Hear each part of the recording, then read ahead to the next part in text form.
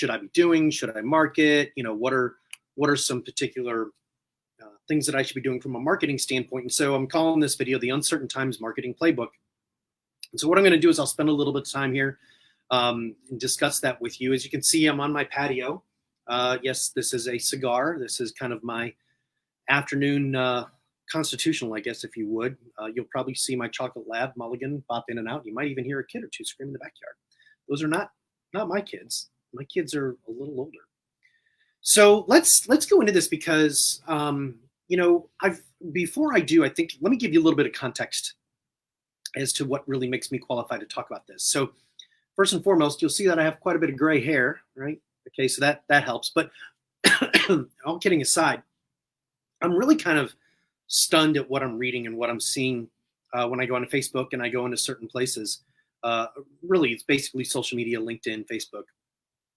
And the thing that's amazing to me is the amount of the people that are trying to, quote unquote, take advantage of this situation. And so what I'm going to do today is I'm going to give you a nice little quick outline about how you market during these times. Now, again, context. So I started my first business 2 weeks after 9/11. Yeah, you heard that correctly. I still went ahead with my business after they flew the planes into the towers. And that business went on a nice 7-year run. And then that got hit in the little thing called the Great Recession. And in the Great Recession, I actually lost everything. I had to restart again, lost the business. From that, I wound up then going into businesses for just over 4 years of helping them grow without bringing in any new customers. And then there I started the erectile dysfunction clinics. And so I've been through a lot of peaks and valleys. I've had a lot of successful businesses. I've had a few successful businesses. I've had a few failures. I've had a couple I've had one abject, horribly bad failure. So I think the first thing that I really want you to understand is make sure you're really clear about who you're getting your information from. I'm not saying that I'm the only one with the answers, but if somebody hasn't been through some difficult times, I would be a little bit wary. I made sure that I had a group of people when I was going through my tough times that could give me some guidance that had been through it, and they were a huge help. Guys like Dean Killingback and things like that, who had been through their own financial wilderness. And so, that's really the first thing is where are you getting your advice from? All right. That's the first thing I want you to get. Okay. So then the next question that I get is, Matt, should I stop all my marketing? And I would tell you no. And here's why. So I live in North Carolina and we are a swing state. And what that means is that every 2 years we have some major election. And it usually comes down to a couple of percentage points between the Republicans and Democrats. And I live in Charlotte, and Charlotte, Raleigh, Greensboro, Wilmington are major markets Asheville that they buy all the media in, and you can't turn anywhere, online, offline, anything, your mailbox, without getting just inundated with information about one particular candidate or another. And so this last election in 2018 in North Carolina, we had the presidential race, we had the Senate race, and we had the governor's race.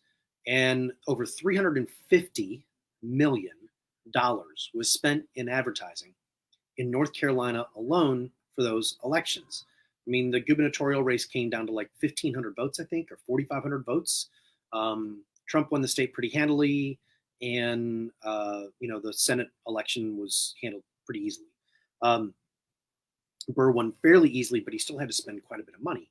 And so the thing that we noticed, and that was the second election cycle that I went through in owning the clinics, is that you shouldn't stop spending, because here's what happened. We noticed that we had a pretty big decline because everybody was distracted by the election. Even though we locked in all of our ads, we had our pricing locked in, but people just weren't listening to radio, TV. They just weren't making decisions about fixing their ED. The day after the election, guess what happened? We saw an increase in usually a time of year that is flat. We actually had a very good November, December, because there was a lot of pent up demand. And so what I'm noticing is that the leaders in the marketplace, and here in Charlotte, there's a couple of major players with regenerative medicine, HRT, erectile dysfunction. They're still advertising. They have not pulled their ads. And the reason why, quite frankly, is they understand this. So what's going to happen is I believe that there's going to be pent up demand for a lot of things. Now, can you imagine how full the restaurants and the bars are going to be once they open up the restaurants and bars? I know some of you are probably, well, none of them are going to be open. There's going to be plenty that survive. Trust me. Not the world is not going to hell in a handbasket. This is not a financial crisis. The banking system is solid. This is really just a strange pandemic epidemic that we're dealing with. So we're certainly going to see that. I think we're certainly going to see pent up demand. In talking with my doctors, the ones that I work with, and today's coaching day, so I sit and I actually get on the phone and I talk with each one of my docs. They're all having fairly decent months. Certainly, it has slowed down. Some are seeing slowdowns of 30%. Some are seeing more based on the state that they're in, that if they can't do any procedures. But the reality is they're having pretty decent months. They actually still have people calling. I had a client of mine who took his face-to-face weekly seminar that he does, his dinner seminar. He did it online, and it looks like he's going to land a couple of clients out of it. So, keep marketing. All right, that's the thing. That's the big thing. This next one is, should I stop my current campaigns? No, keep running them. Again, I think that's pretty much self-explanatory about what I just explained. So let's go to this next one. Matt, what about a sale? Should I do a Corona sale? Should I do a virus sale? Should I sell IV therapies? I would move away from doing any sale that's associated with the virus, saying we're doing this because of the virus. You don't want to attach something positive to something negative. It'll suppress response pretty aggressively. What I would do is, the biggest thing that you should be doing instead of worrying about running a sale is you need to take the lead. You need to be the leader in your marketplace, and you need to be the one that is out there telling the truth. So I have a number of my clients. Dr. Barber is one of them. Dr. Hall, Dr. Tombar is doing it. A couple of others are doing this as well. And what they're doing is they are communicating to their list, their Facebook groups or Facebook page likers, their LinkedIn page. And what they're doing is they're spreading the truth about the virus. You can't turn on the TV today and get away from this. So turn on CNN, Fox News, MSNBC, whatever one you watch. The bottom line is that there's a lot of information out there. Some of it's really bad. Some of it's designed to scare you so that you don't do anything. There's a lot of clickbait with headlines to try and get you to just click on the headline and go look at the ads and all of that. So I would be very careful about all of that. But what I would do is I would communicate to your list of people, and I would be their evangelist. In this time, what people want is they want leadership. They want somebody who is going to come out and tell them the truth. And that's what you need to be doing. You need to be talking in a not in a negative way about COVID or Corona or whatever the heck you want to call it, but you certainly want to be talking about it in here. Let me talk to you about it from a medical perspective. Dr. Barber did a great video yesterday about what kind of supplements you can take, zinc and vitamin D and vitamin C, all that stuff, right? Like what you couldn't do, and just kind of really manage it and kind of just navigate this time that we're in. So don't run a sale to it. There'll be plenty of time for that later. What you really need to be doing is you need to be building this awareness, okay? You need to stay in front of your client, because there is going to come a time when this will blow over and they're going to have money to spend. I fully believe this. I don't think that this recession is going to be a long and deep one. Yes, there's going to be a lot of unemployment, but the stimulus package that they passed, and I think they're going to continue, they'll do another one if they have to. We had a pretty strong economy going into this, and while I'm certainly not an economist, I certainly don't work at Goldman Sachs. You can tell by my environment. If the people that I talk to that I trust that are in that space, and I talk to a lot of people, I have a lot of friends in a lot of different places. I have a college roommate that works on Wall Street. I've got a very good friend who's an outstanding hedge fund manager. I mean, he's like really, really good. They all believe that this is going to be a V-shaped recovery, that this is not going to be an extended recession. Certainly there's going to be segments that are hurt, travel industry, things like that. But in the reality is that as we get back to work, that we've got a pretty strong economy, and we're going to rebound fairly quickly. Again, that's my personal opinion. You can debate that all you want. I just don't find it very valuable to do the doom and gloom thing. I certainly don't expect it to be Pollyanna, but I'm certainly staying neutral through it all, and you should as well. So then the question is, how do I come out of this alive? Well, there's a couple of things that you can do. First and foremost, if you have a location, all of the doctors, we discussed them talking to their landlords about some kind of reduced rent or not making rent payments. I promise you, a lot of the landlords have called their bankers and had those conversations. So you should be doing that as well. I'm a big believer of getting out in front of things. I think you should be contacting uh, anybody that you're leasing equipment from and have similar conversations, see what kind of hardship programs they have available. Same thing with your credit cards, lines of credit, things of that nature. I would research and check into these SBA programs that are out there. Go talk to Chris Hearn, Hurn, and his staff at Fountainhead Commercial Credit, I think it is, or Commercial Capital. Just type fountainheadcc.com. Chris and I have known each other for a good 12 years. I consider him a very good friend. We've, I've known him for ages. He is an upstanding man. Check out his videos here on LinkedIn or on Facebook.